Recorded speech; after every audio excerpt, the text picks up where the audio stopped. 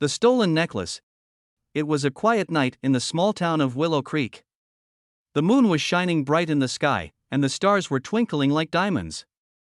Everyone was fast asleep, except for one person. Mark, a young man who lived in the town, was wide awake. He couldn't stop thinking about the necklace he had seen earlier that day.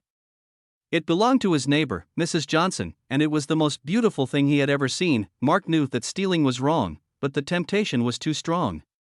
He quietly sneaked out of his house and made his way to Mrs. Johnson's house. He carefully opened the window and climbed inside. He crept into the living room, and there it was, the necklace. He couldn't believe his luck, but just as he was about to grab it, he heard a noise. He froze in fear. Was someone else in the house? He listened carefully, but all he could hear was his own heartbeat pounding in his ears.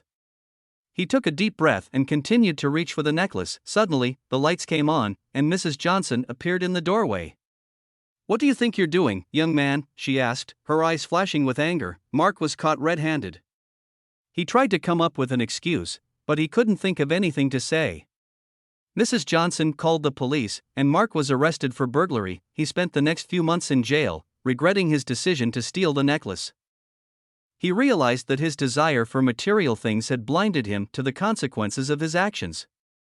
From that day forward, he vowed to never steal again. The end.